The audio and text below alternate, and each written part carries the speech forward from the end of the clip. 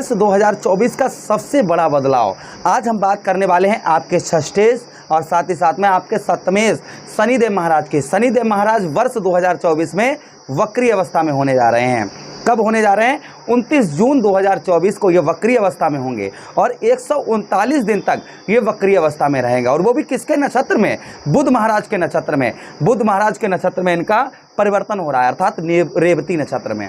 इनके जो है प्रभाव से, अर्थात इनके वक्रीय होने के प्रभाव से आपके जीवन पर प्रभाव क्या होगा, इसी बात की हम विशेष चर्चा इस प्रोग्राम में करेंगे। क्या आपके जीवन पर किस प्रकार के लाभ देखने को मिलेंगे? आपके लग्नेश ग्रहों के राजा सूर्यदेव भगवान, जिनके पुत्र कौन? शनिदेव महाराज, आपके जीवन पर प्रभाव क्या डालेंगे? बने रहिएगा शुरू से लेकर अंत तक प्रोग्राम में, क्योंकि ये बड़ा ही इंटरेस्टिंग और बड़ा ही ज़बरदस्त प्रोग्राम होने वाला है। यानी कि मैं कहूँ तो वर्ष का सबसे बड़ा बदलाव यही शनिदेव महाराज कर्म फलदाता कलयुग के न्यायाधीश हैं। यही शनिदेव महाराज आपके षष्ठे रोग ऋण शत्रुओं के स्वामी, साथ ही साथ में आपके दाम्पत्य और वैवाहिक जीवन के स्वामी, आपके पार्टनरशिप के जो स्वामी और साथ ही साथ में संतान के सुखों के स्वामी। चलिए प्रोग्राम को प्रारंभ करते हैं, समझने का प्रयास करते हैं। सबसे पहले सप्तम भाव पर उन लोगों के लिए खुशखबरी होने जा रही है जिन लोगों के शादी में अड़चन आ रही थी, अर्थात रिश्ते दरवाजे तक आ रहे थे। 100% बाल क्लियर हो जाने के बावजूद भी रिश्ते टूट जा रहे थे। उन लोगों के लिए बेहतर समय, उत्तम समय, अर्थात आपके रिश्ते बहुत बरसों से नहीं हो पा रहे थे, शादी वगैरह नहीं हो पा रही थी। अब आप समझिए आपके लिए खुशी का समय नज़दीक आ गया है। प्रथम चीज़ उन लोगों के लिए। दूसरी चीज़ आलस्यपन, जिन लोगों को आलस्यपन बहुत ज़्यादा सता रहा था। आपने नोटिस किया होगा कि थोड़ा सा काम करने के बाद एकदम से मन लगता होगा रहने दो यार, बाद में कर लेंगे, अभी नहीं, अभी छोड़ो, अभी बाद में कर लेंगे, अभी ऐसा आलस्यपन आपको जो सता रहा था, वह आलस्यपन कहीं ना कहीं आपका दूर होगा। क्षमा चाहेंगे। अच्छा, उसी के साथ ही साथ में जो आपकी बुद्धि गलत कार्यों की ओर, जो काम आपको नहीं करने चाहिए, जो समाज से विरुद्ध गलत कार्यों की ओर जो आपकी बुद्धि जा रही थी, वह कहीं ना कहीं आपकी गलत कार्यों की ओर बुद्धि नहीं जाएगी।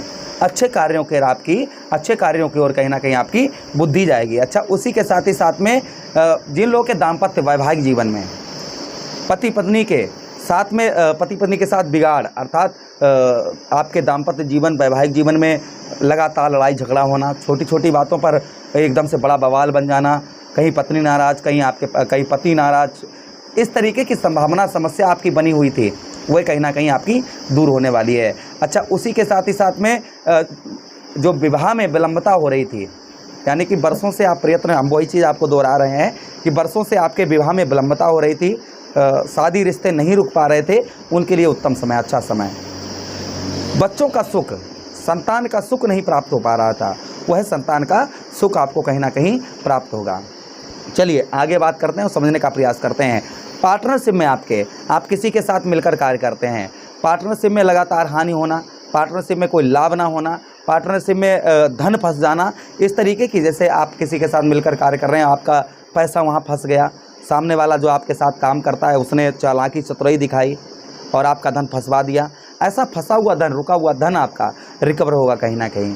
लेकिन देखिए, कुछ भी करने के लिए आपको कर्म की आवश्यकता होती है, बिना कर्म किए फल की प्राप्ति नहीं होती है। अच्छा, उसी के साथ ही साथ शनिदेव महाराज की दृष्टि आपके कहाँ पर? पहली दृष्टि आपके भाग्य स्थान पर, अर्थात आपके नवम भाव पर पड़ रही है। जो शुभ कार्य, आप बहुत दिनों से कोई शुभ कार्य करना चाह रहे थे और वह शुभ कार्य आपके नहीं हो पा रहे थे, तो कहीं ना कहीं शुभ कार्य आपके, जैसे हवन पूजा, यज्ञ, भागवत कथा, ये कहीं ना कहीं आप नहीं कर पा रहे थे।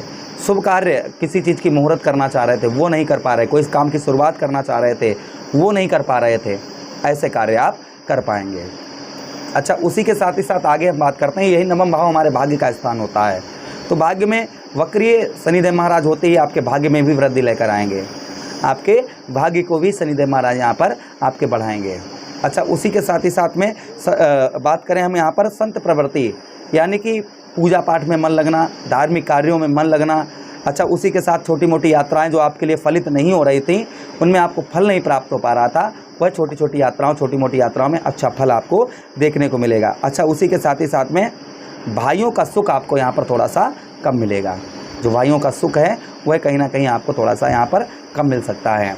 अच्छा, उसी के साथ ही साथ आगे हम बात करते हैं शनिदेव महाराज की अगली दृष्टि की आपके लगन भाव पर पड़ रही है, अर्थात सप्तम दृष्टि, तृतीय दृष्टि और सप्तम दृष्टि।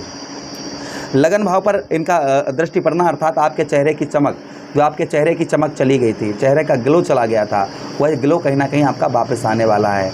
चेहरे की चमक जो है वह कहीं ना कहीं आपकी पुनः फिर से वापस आने वाली है। अच्छा, उसी के साथ ही साथ में यहाँ पर आपको धन से सर्वगुण संपन्न बनाने वाले हैं, आपके धन में बढ़ोतरी करने वाले हैं।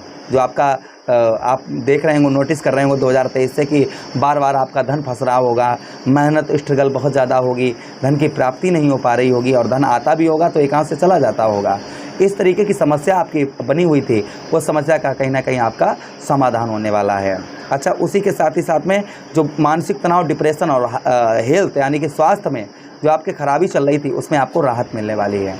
फिर भी यहाँ पर आपको खान पान पर अपने विशेष ध्यान रखना होगा। ना तो आप पर शनिदेव महाराज की डैया चल रही है और ना ही चल रही है आप पर 7.5।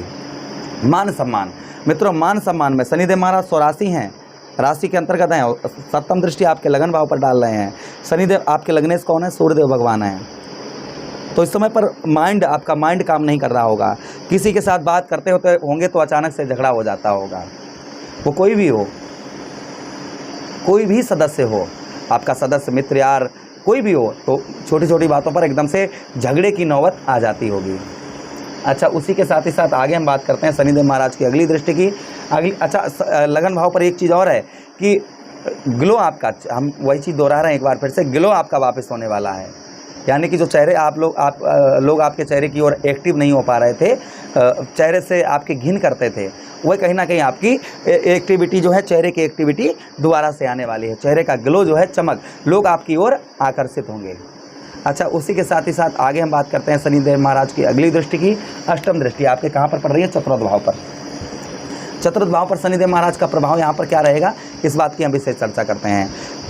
चतुर्थ भाव पर यहाँ पर आपको रोगों से, कोई आपको लंबा रोग, कष्ट, परेशानी आपको परेशान कर रही थी, वह दूर होने वाली है। मानसिक तनाव यहाँ भी और यहाँ पर भी, मानसिक तनाव अर्थात किसी कार्य में आपका दिमाग बहुत ज़्यादा लग रहा है, कोई सी बात की टेंशन बहुत ज़्यादा हो रही है, वह कहीं ना कहीं आपकी दूर होने वाली है। अच्छा, उसी के साथ ही साथ में विद्यार्थियों के लिए, जो लोग विद्यार्थी हैं, उनके अच्छी जगह एडमिशन ओपन करवाना चाह रहे थे, उच्च शिक्षा ग्रहण करना चाह रहे थे, उनके लिए भी बेहतर समय, उत्तम समय की शुरुआत आप समझिएगा।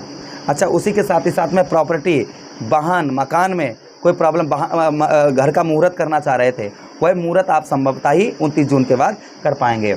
अच्छा, प्रॉपर्टी संबंधी कोई केस आप पर बहुत दिनों से चल रहा था, बहुत दिनों से आप उस पर सफलता नहीं प्रदान कर पा रहे थे, वह कहीं ना कहीं आप सफलता प्रदान कर पाएंगे। शत्रुओं से, जो आपके दुश्मन हैं, आपके शत्रु हैं, शत्रुओं पर राहत मिलने वाली है। अच्छा, उसी के साथ ही साथ आगे हम बात करते हैं चतुर्थ भाव पर।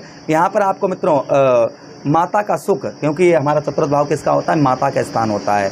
तो माता का सुख आपको प्राप्त होने वाला है। माता का हेल्थ, आपकी मम्मी का जो हेल्थ ख़राब चल रही थी, वह कहीं ना कहीं आपकी माता जी की हेल्थ सही होने वाली है। यहाँ पर ये आपको उत्तम अच्छा लाभ होने वाला है। अच्छा, उसी के साथ ही साथ आगे हम बात करते हैं पुश्तैनी ज़मीन।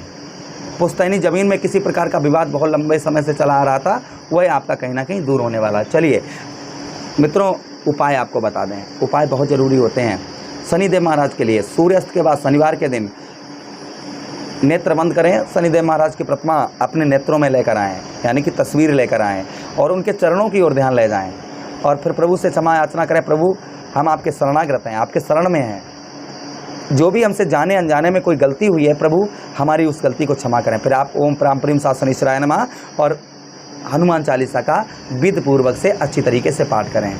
छाया दान करें। शनिवार को सूर्यास्त के बाद में एक थाली में सरसों का तेल कर लें, उसमें चेहरा देखें और किसी असहाय व्यक्ति, मांगने वाले व्यक्ति को आप दान कर दें। जीवन में सब कुछ अच्छा ही हो। गलत कार्यों को बुद्धि ना बढ़ाएं, गलत कार्य ना करें। नॉन वेज, एल्कोहल वगैरह इन चीज़ों का सेवन ना करें। मुझे आदेश दें, किसी अन्य प्रोग्राम में पुनः वेट करते हैं। तब तक आप लोग अपना ख्याल रखें। प्रेम से बोलिए कृष्ण कन्हैया लाल की जय।